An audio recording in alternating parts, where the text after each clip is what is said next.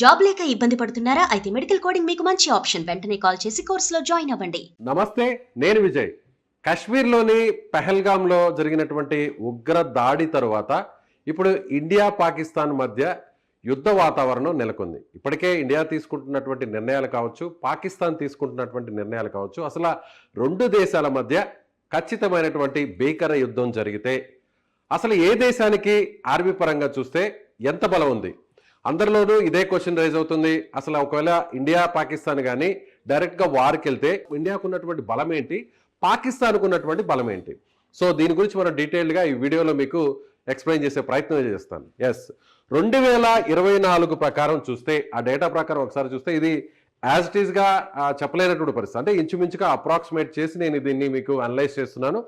So ఒకసారి మనం పరిశీలించినట్లయితే ఇండియాకి పాకిస్తాన్కి ఉన్నటువంటి బలాన్ని ఒకసారి మనం పరిశీలించినట్లయితే ఇండియా అంటే వరల్డ్లోనే ఇండియా చూస్తే 4వ స్థానంలో ఉంటుంది. ఆర్మీలో ఉన్నటువంటి బలం పరంగా చూస్తే ఆర్మీ పరంగా ఇండియన్ ఆర్మీకి వరల్డ్లోనే 4th ప్లేస్లో ఉంది. అలాగే పాకిస్తాన్కి 12th ప్లేస్ ఉంది. అది ఎలాగో మీకు ఒకసారి వివరించే ప్రయత్నం చేస్తాను.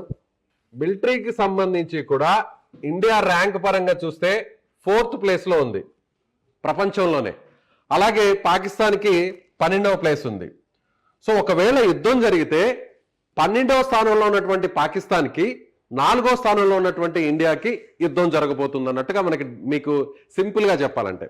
అలాగే ఇండియాకు ఉన్నటువంటి ఇండియన్ ఆర్మీకి ఉన్నటువంటి సైనికులు ఎంతమంది, అలాగే ఇండియన్ ఆర్మీకి ఉన్నటువంటి ఫైటర్ జెట్స్ ఉన్నాయి, ఎన్నుంటాయి, అదేవిధంగా ఆయుధాలు ముఖ్యంగా యుద్ధ ట్యాంకులు కావచ్చు, వెహికల్స్ కావచ్చు, ఫైటర్ జెట్స్ కావచ్చు, అలాగే నేవీ పరంగా కూడా ఎన్ని యుద్ధ నౌకలు ఉన్నాయి, ఇలా డీటెయిల్గా మీకు ఒకసారి చెప్పే ప్రయత్నం అయితే చేస్తాను. మనకు డీటెయిల్గా ఒకసారి ఈ వీడియోలో వివరించే ప్రయత్నం చేస్తా. ఇండియా పరంగా చూస్తే సైనికుల పరంగా అంటే ఇప్పటికిప్పుడు యుద్ధం జరిగితే బార్డర్లో ఉండేటువంటి సైనికుల సంఖ్య చూస్తే 14.5 లక్షల మంది యాక్టివ్ పర్సన్స్. అంటే ఇండియా సైన్యంలో, భారత సైన్యంలో నేరుగా బోర్డర్ వరకు నేరుగా అక్కడ సిపాయిలు వెళ్ళి అక్కడ యుద్ధం చేస్తే ఆ ఉండేటువంటి సంఖ్యను చూస్తే 14.5 lakhs అంటే 14,50,000 ఇండియన్ ఆర్మీకి ఉంది. అలాగే పాకిస్తాన్ ఆర్మీకి చూస్తే కేవలం 6.5 లక్షల మంది యాక్టివ్ సోల్జర్స్ ఇక్కడ ఉన్నట్టుగా మనకు ఆ డేటా అయితే చెప్తుంది. అదేవిధంగా అంటే రిజర్వ్డ్ అంటే యాక్టివ్గా డైరెక్ట్గా వార్లో పార్టిసిపేట్ చేసేటువంటి ఇప్పటికిప్పుడు జరిగితే ఒకవేళ యుద్ధం జరిగితే ఎంతమంది సోల్జర్స్ వస్తారు అనేటువంటి డేటా ఇది. అలాగే రిజర్వ్డ్ సోల్జర్స్ ఎంతమంది ఉన్నారు అనేటువంటి ఆ డేటా కూడా ఒకసారి చూసే ప్రయత్నం చేద్దాం. రిజర్వ్ డేటా చూస్తే 11.5 లక్షల మంది సోల్జర్స్ ఇండియన్ ఆర్మీ ఇక్కడ రిజర్వ్లో ఉంటుంది ఇండియన్ ఆర్మీలో.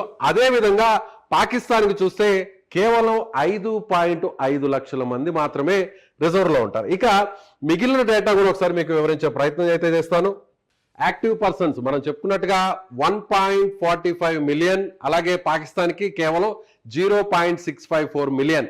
అలాగే రిజర్వ్ పర్సనల్ చూస్తే 1.15 మిలియన్, అలాగే పాకిస్తాన్కి కేవలం 0.55 మిలియన్. అంటే దాదాపుగా 60 కంటే 70% మనమే పాకిస్తాన్ కంటే ఎక్కువగా ఉన్నాం.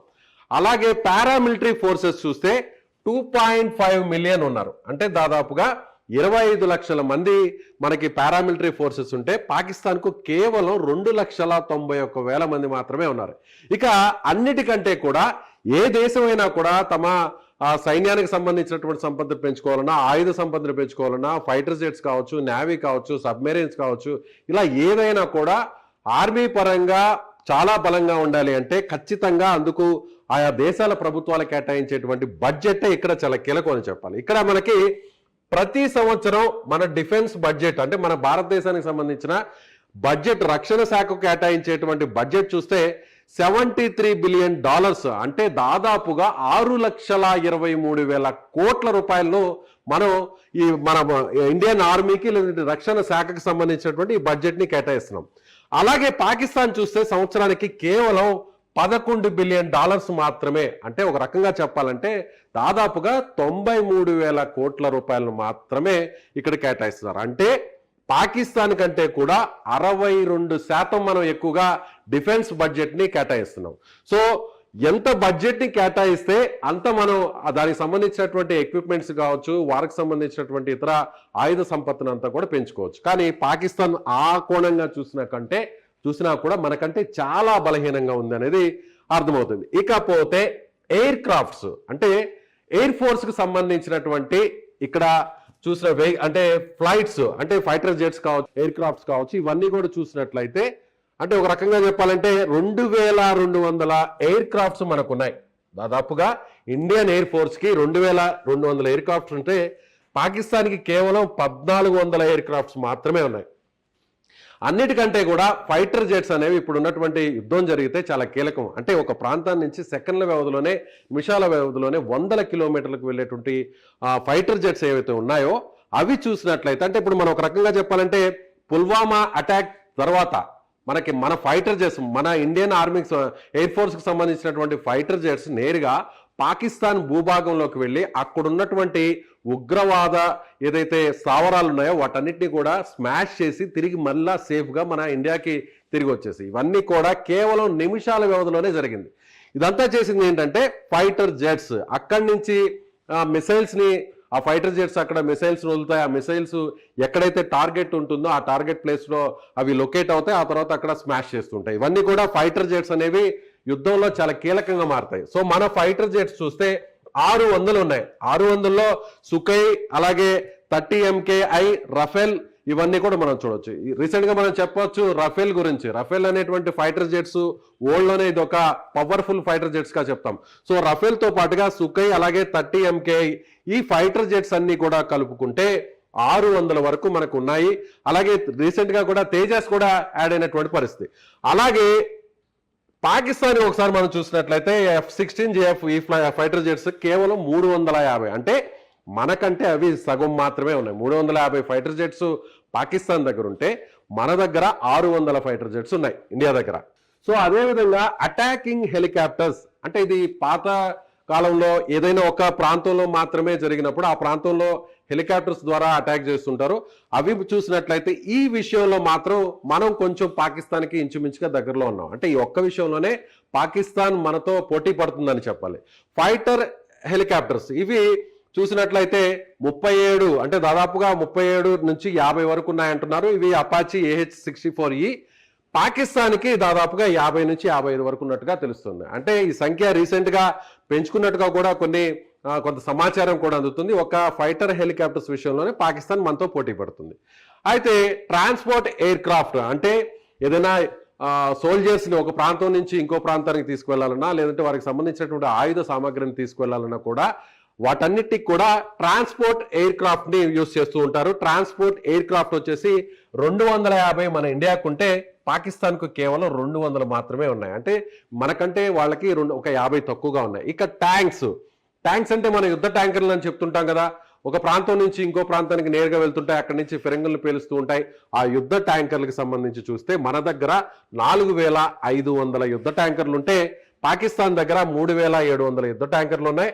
అలాగే ఆర్మోర్డ్ వెహికల్స్ అంటే యుద్ధాన్ని అంటే మామూలుగా వార్ సమయంలో ఉపయోగించేటువంటి వాహనాలు అంటే ఒక చోట నుంచి ఇంకొక చోటకు సోల్జర్స్ ని తీసుకువెళ్లాలన్నా కూడా కొంత ఎక్విప్మెంట్ తీసుకెళ్లాలన్నా కూడా ఆన్ రోడ్ వెళ్ళడానికి ఉపయోగించేటువంటి యుద్ధ వాహనాలను చూసినట్లయితే ఇవి 6000 మన దగ్గర ఉంటే పాకిస్తాన్ దగ్గర 9000 వరకు ఉన్నట్టుగా మనకి ఈ డేటా తెలుస్తుంది. అలాగే ఆర్టిలరీ సంబంధించినటువంటి ఎక్విప్మెంట్ చూస్తే ఇది 10,000 వరకు మనకు ఉన్నాయి. అంటే మీకు అది ఒకసారి మీకు ఆ ఫొటోస్ చూపించే ప్రయత్నం చేస్తాను. ఎస్, ఇవి ఇప్పుడు మనం చెప్పుకున్నాం కదా యుద్ధ ట్యాంకర్లు, ఇవి ఆర్టిలరీ ట్యాంకర్స్ అంటారు వీటిని. ఇక్కడ మనం చూస్తున్నాం కదా ఇవి. ఎస్, ఇవి అనమాట. ఈ డేటా విషయానికి వస్తే మన దగ్గర దాదాపు 10,000 వరకు ఉన్నాయి. మన ఇండియన్ ఆర్మీలో దాదాపు వీటి సంఖ్య ఈ యుద్ధ ట్యాంకర్లు ఆర్టిలరీ అనేటువంటి యుద్ధ ట్యాంకర్లు చూసినట్లయితే దాదాపుగా 10,000 ఉంటే పాకిస్తాన్ దగ్గర కేవలం 4500 మాత్రమే ఇక్కడ ఉన్నాయి. అలాగే రాకెట్ లాంచర్స్ ను కూడా చూద్దాం. రాకెట్ లాంచర్స్ ను మనం ఒకసారి చూద్దాం. ఈ రాకెట్ లాంచర్స్ మన దగ్గర ఎన్ని ఉన్నాయంటే 300 ఉంటే వాళ్ళ దగ్గర 130 వరకు ఉన్నాయి.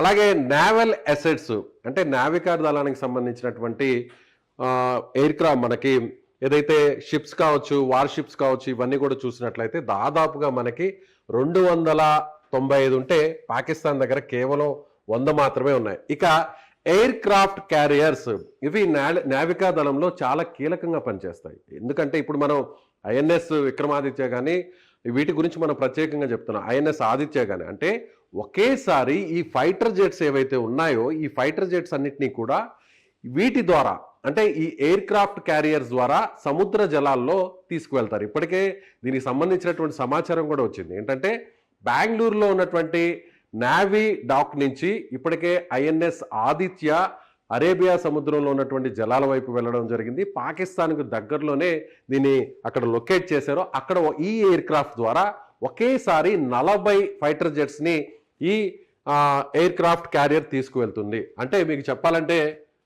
ఇవి సో ఇవేంటంటే షిప్లా ఉంటుంది. ఫైటర్ జెట్స్ ఇక్కడి నుంచి ల్యాండ్ అవ్వచ్చు, అలాగే టేక్ ఆఫ్ అవ్వచ్చు. ఏదైతే శత్రు దేశం ఉంటుందో, ఎక్కడైతే యుద్ధం చేయాల్సినటువంటి ఆ ప్రాంతం ఉంటుందో ఆ భూభాగానికి దగ్గరగా ఉన్నటువంటి జలాల్లో ఈ ఎయిర్ క్రాఫ్ట్ క్యారియర్ని తీసుకువెళ్తారు.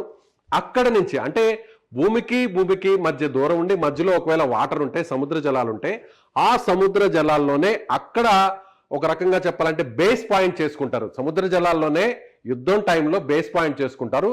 ఆ ఎయిర్ క్రాఫ్ట్ క్యారియర్ నుంచే ఈ యుద్ధ వాహక నౌకకు సంబంధించినటువంటి దీని మీద నుంచే ఫైటర్ జెట్స్ అన్ని కూడా ల్యాండ్ అవుతాయి, టేక్ ఆఫ్ అవుతుంటాయి. సో ఇలా ఒకేసారి 40 ఫైటర్ జెట్లను తీసుకెళ్లేటువంటి ఐఎన్ఎస్ ఆదిత్య ఇప్పుడు ప్రస్తుతం పాకిస్తాన్కి దగ్గరలో ఉన్నటువంటి ఆ గుజరాత్ అలాగే పాకిస్తాన్ మధ్య ఉన్నటువంటి సముద్ర జలాల వైపు వెళ్తోంది. సో ఇది కూడా ఒక ఇండికేషన్ అని చెప్పొచ్చు. అంటే ప్రతి విషయంలో కూడా మనం చాలా అలర్ట్గా ఉన్నాం. ఈ విషయంలో ఎయిర్ క్రాఫ్ట్ క్యారియర్స్ మనకు 2 ఉంటే పాకిస్తాన్ దగ్గర ఎన్ని ఉన్నాయి? 0. పాకిస్తాన్ దగ్గర ఏమీ లేవు. పాకిస్తాన్ దగ్గర ఒకవేళ సముద్రంలో నుంచి మన మీద అటాక్ చేయాలంటే సముద్రంలో బేస్ పాయింట్ ఏర్పాటు చేసుకొని అక్కడి నుంచి ఫైటర్ జెట్స్ని అటు కాశ్మీర్ కావచ్చు, పంజాబ్ కావచ్చు, వాటెవర్ ఎలాంటి మన దేశంలోని భూభాగం మీద మిసైల్స్ని వేయాలి అంటే యుద్ధ విమానాల నుంచి వాళ్ళ దగ్గర సముద్ర జలాల్లో ఉండేటువంటి ఒక బేస్ పాయింట్ అనేది లేదనే చెప్పాలి. సో ఈ విషయంలో మాత్రం పాకిస్తాన్ చాలా బలహీనంగా ఉంటుంది. మనం ఫైటర్ జెట్స్ ద్వారా ఆకాశం నుంచి అటాక్ చేయొచ్చు. ఈ విషయంలో కూడా ఫైటర్ జెట్స్ మన దగ్గర ఎక్కువగా ఉన్నాయి, 600 పైన ఉన్నాయి. పాకిస్తాన్ దగ్గర కేవలం 350 ఉన్నాయి. ఈ 600తో పాటుగా మనం సొంత టెక్నాలజీతో తయారు చేసినటువంటి తేజాస్ యుద్ధ విమానాలు కూడా యాడ్ అయ్యాయి. సో అలాగే రఫేల్ యుద్ధ విమానాలు ప్రపంచంలోనే అత్యంత ఆయుధ సామర్థ్యం కలిగినటువంటి యుద్ధ విమానాలుగా చెప్తుంటారు. వీటిని కూడా మనం ఇటీవల మనం ఈ రఫేల్స్ని మనం మన ఇండియన్ ఎయిర్ ఫోర్స్లో జాయిన్ చేసాం. సో భూమి మీద నుంచి అటాక్ చేసినా ఇక్కడ మనం చాలా స్ట్రాంగ్గా ఉన్నాం. అంటే మన సైనికుల సంఖ్య పాకిస్తాన్ కంటే 60%, 50% ఎక్కువ ఉంది. అలాగే ఆకాశం నుంచి ఒకవేళ మనం అటాక్ చేసినా కూడా ఇక్కడ చూసినట్లయితే ఫైటర్ జెట్స్ మన దగ్గర 600 ఉన్నాయి, పాకిస్తాన్ దగ్గర 350 ఉన్నాయి. అలాగే ఎయిర్ క్రాఫ్ట్ 250 మన దగ్గర ఉంటే వాళ్ళ దగ్గర 200 ఉన్నాయి. అలాగే ఒకవేళ సముద్ర జలాల నుంచి అంటే మనం అటాక్ చేయాలన్నా కూడా వాళ్ళ దగ్గర ఎయిర్ క్రాఫ్ట్ క్యారియర్స్ లేవు. అన్నిటికంటే సబ్మెరైన్స్ కూడా చాలా కీలకం. ఒకవేళ అంటే నీటి కింద నుంచి, సముద్ర జలాల్లో నీటి కింద నుంచి మిసైల్స్ ని లాంచ్ చేస్తుంటారు. మనం గాజీ సినిమాలో చూసాం కదా. ఆ మిసైల్స్ అన్నిటిని కూడా లాంచ్ చేసినప్పుడు అవతల వైపు ఉన్నటువంటి భూభాగం మీద కావచ్చు, లేదంటే వేరే యుద్ధ నౌకలు కావచ్చు, వాటిని అటాక్ చేయాలంటే అప్పుడు ఈ సబ్మెరైన్స్ అనేటి వాటిని సముద్ర జలాల అంతర్భాగంలో ఇవి వెళ్తూ ఉంటాయి. బయటికి ఎక్కడా కూడా కనిపించవు. సముద్రం ఉపరితలం మీద ఇవి ఉండవు. సముద్రం లోపల నుంచి అంతర్భాగంలో ఇవి ట్రావెల్ చేస్తుంటాయి. వాటినే సబ్మెరైన్స్ అంటారు. ఈ సబ్మెరైన్స్ మన దగ్గర 20 ఉంటే అందులో అత్యంత అడ్వాన్స్డ్ టెక్నాలజీతో, న్యూక్లియర్ టెక్నాలజీతో వాడేటువంటి సబ్మెరైన్స్ కూడా మన దగ్గర ఉన్నాయి. అలాగే డీజిల్తో యూజ్ చేసేటువంటి సబ్మెరైన్స్ కూడా మన దగ్గర ఉన్నాయి. అవి దాదాపుగా 20+ మనకున్నాయి. ఇవి కూడా అరేబియా హిందూ మహాసముద్రం జలాల్లో అంతర్భాగంలో వీటిని యుద్ధం సమయంలో యూజ్ చేసేటువంటి పరిస్థితి ఉంటుంది. పాకిస్తాన్ దగ్గర కేవలం ఎలక్ట్రిక్ అండ్ డీజిల్ సబ్మెరైన్స్ కేవలం 10 మాత్రమే ఉన్నాయి, 10 మాత్రమే ఉన్నాయి. ఇలా కూడా చూస్తే మనం వీటికంటే కూడా పాకిస్తాన్ కంటే కూడా 100 రెట్లు ఎక్కువగా ఉన్నాం. వాళ్ళు 20 ఉంటే మన దగ్గర 10. సో డెస్ట్రాయర్స్ అంటే అంటే ఒక రకంగా ఇవి డెస్ట్రాయిస్, ఇవి కూడా సముద్ర జలాల్లో ట్రావెల్ చేస్తూ సో అవతల ఉన్నటువంటి యుద్ధ నౌకల మీద అటాక్ చేస్తుంటాయి, దాడి చేస్తుంటాయి. ఇవి కూడా ఇది యుఎస్ కు సంబంధించింది. మీకు ఎగ్జాంపుల్ గా చూపించే ప్రయత్నం కోసం ఇది చూపిస్తున్నా. ఈ డెస్ట్రాయర్స్ మన దగ్గర 10 ఉంటే పాకిస్తాన్ దగ్గర 0, పాకిస్తాన్ దగ్గర లేవు. అంటే డెస్ట్రాయర్స్ అంటే అక్కడి నుంచి కూడా వాటి నుంచి కూడా మనం మిసైల్స్ ని లాంచ్ చేసి ఎక్కడైతే ఎనిమీకి సంబంధించినటువంటి లొకేషన్ ఉంటుందో అక్కడ టార్గెట్ చేసి మనం మిసైల్స్ ని లాంచ్ చేయొచ్చు.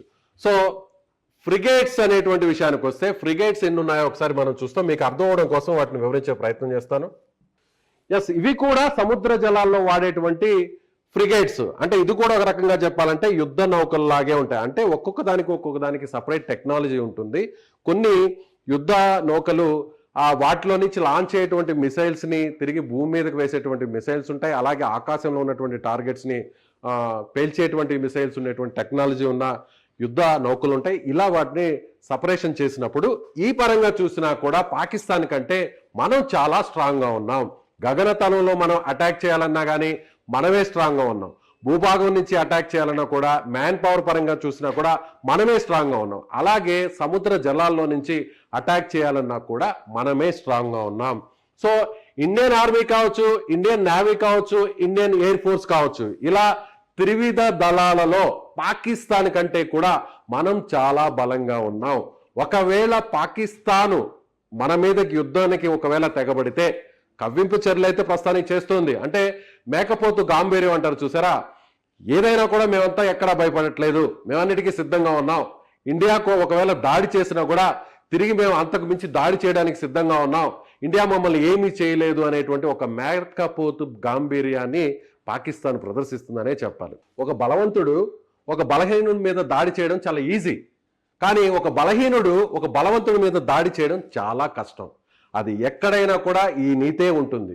అది యుద్ధంలో ఈ దేశాల మధ్య జరిగేటువంటి యుద్ధం అయినా కానీ, లేదా వేరే పరిస్థితుల్లో మనుషుల మధ్య జరిగేటువంటి చిన్నపాటి గొడవైనా సరే.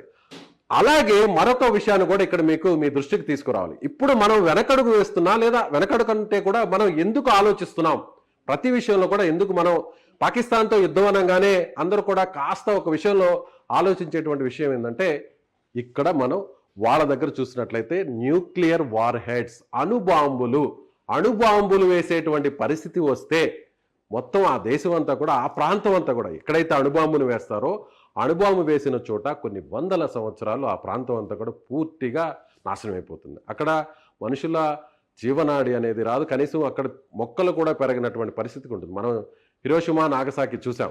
సో అలాంటి సిచ్యువేషన్ రాకుండా ఉండాలంటే, అలాంటి సిచ్యువేషన్ వరకు వెళ్లకుండా ఉండాలంటే అణుబాంబులు వల్లే అందరూ కూడా ఇప్పుడు భయపడతారు. అణు సామర్థ్యం కలిగినటువంటి దేశాలు కొన్నే ఉన్నాయి ప్రపంచంలో. అందులో మనం ఒకరమైతే మన దగ్గర 160 వరకు ఉంటే war heads, nuclear war heads, Pakistan దగ్గర 165 ఉన్నాయి. ఈ విషయంలోనే కొంత మనం ఆచితూచి వ్యవహరించాల్సినటువంటి పరిస్థితి. ఎందుకంటే పాకిస్తాన్ ఇప్పటికే ఆర్థికంగా పూర్తిగా చితికిపోయింది. ఇప్పటికే పాకిస్తాన్లో అంతర్గతంగా అనేక వివాదాలు, విభేదాలు ఉన్నాయి. ఒకవైపు బెలూచిస్తాన్ సమస్య పట్టిపీడుస్తోంది. బెలూచిస్తాన్ ఏమంటుందంటే సపరేట్గా మాకొక దేశాన్ని ఇచ్చేసేయండి, మాకు స్వాతంత్రం కావాలి, పాకిస్తాన్ నుంచి మేము విడిపోతున్నాం అని చెప్పి పదే డిమాండ్ చేస్తుంది. అక్కడ కూడా పాకిస్తాన్కి వ్యతిరేకంగా ఒక రకంగా అక్కడ అంతర్గత విభేదాలు అయితే నడుస్తాయి. ఆ సమస్య ఒకవైపు ఉంది. ఆర్థికంగా పూర్తిగా బలహీనపడిపోయినటువంటి పాకిస్తాన్ ఇప్పుడు ఇతర దేశాల మీద ఆధారపడాల్సి వస్తుంది. చైనా లాంటి దేశాలు ఏదైనా సహకారం అందిస్తాయేమో అనేటువంటి ఆశతో ఎదురు చూసేటువంటి సిచ్యువేషన్లో ఉంది. ఒక రకంగా చెప్పాలంటే భిక్షమెత్తుకునేటువంటి స్థితిలో ఉన్నటువంటి పాకిస్తాన్ ఇండియాతో యుద్ధం చేయడానికి అంత ఈజీగా సిద్ధపడుతుందా? చేయదు. కాకపోతే వాళ్ళ దగ్గర ఉన్నటువంటి న్యూక్లియర్ వార్ హెడ్స్, అంటే పాకిస్తాన్ ఎలాగంటే ఒక రకంగా చెప్పాలంటే తామేం చేయలేకపోయినా కూడా అవతల వాళ్ళని భయపెట్టాలి. ఏ చిన్న ఇష్యూ వచ్చినా కూడా మా దగ్గర కూడా అణుబాంబులు ఉన్నాయి. ఎస్, మనం ఆల్రెడీ కొంతమంది పాకిస్తాన్కి సంబంధించినటువంటి ఆర్మీ ఆఫీసర్స్ కావచ్చు, వీళ్ళందరూ కూడా మాట్లాడుతుంటారు, మేము కూడా ఏం తక్కువ కాదు, మా దగ్గర కూడా న్యూక్లియర్ హెడ్స్ ఉన్నాయని. ఈ విషయంలోనే మనం ఆలోచిస్తాం. అంటే ఆ స్థాయి వరకు యుద్ధం జరిగితే అణుబాంబులు వేసుకునేటువంటి స్థాయి వరకు రాకూడదు కూడా. కానీ ఒకవేళ అలాంటి సిచ్యువేషన్ వస్తే పాకిస్తాన్ దగ్గర ఉన్నటువంటి న్యూక్లియర్ వార్ హెడ్స్ వల్లే మనం కాస్త ఆలోచించాల్సినటువంటి పరిస్థితి. వాళ్ళు మన భూభాగం మీద అణుబాంబులు వేసినా మనము వేస్తాం, అలా రెండు దేశాలంతా కూడా పూర్తిగా ఇదైపోతాయి. కాబట్టి ఆ స్థాయి వరకు వెళ్ళదు ఎలాంటి యుద్ధం జరిగినా కూడా.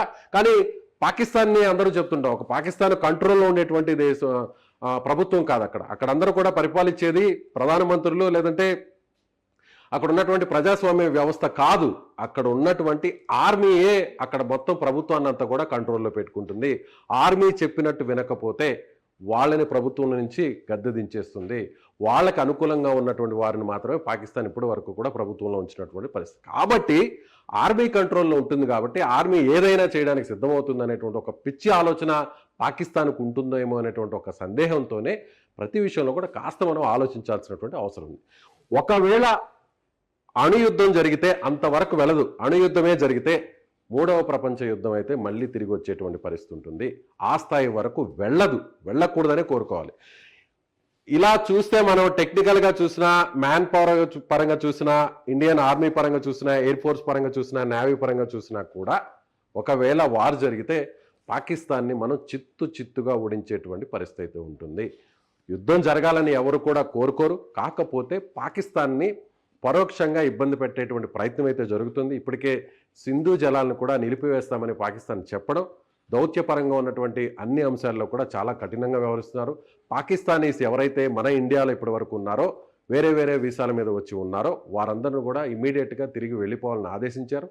అలాగే హోంమంత్రి అమిత్ షా ఇప్పటికే చెప్పడం జరిగింది, అందరూ ముఖ్యమంత్రులు కూడా ఫోన్ చేసి స్వయంగా చెప్పడం జరిగింది, మీ రాష్ట్రాల్లో ఉన్న పాకిస్తానీయులను వెంటనే తిరిగి వెనక్కి పంపించేయండి అని చెప్పడం జరిగింది. సో పాకిస్తాన్కు ఉన్నటువంటి అన్ని అంశాల మీద, వాళ్ళ మూలాల మీద ఇప్పుడు దెబ్బ కొట్టే ప్రయత్నం జరుగుతుంది. ఒకవేళ యుద్ధమే జరిగితే పాకిస్తాన్ ఎక్కడ కూడా మనల్ని ఢీకొట్టేటువంటి పరిస్థితి లేదు. సో ఇది ఇప్పుడు చూపించినటువంటి డేటా అంతా కూడా గత సంవత్సరంలో ఉన్నటువంటి డేటా. ఏ డిఫెన్స్ డేటా కూడా అది అఫీషియల్గా బయటకు రాదు. ఉన్న కొన్ని సోర్సెస్ ద్వారా వచ్చినటువంటి ఇన్ఫర్మేషన్ను మీకు అప్రాక్సిమేట్లీ మీతో షేర్ చేసుకుంటున్నాను. సో మీరేమనుకుంటున్నారు? పాకిస్తాన్కి ఇండియాకి యుద్ధం జరిగితే పాకిస్తాన్ చిత్తుగా ఎలా ఓడిపోబోతుంది? మీ అభిప్రాయాన్ని కామెంట్ చేయండి. Thank you so much.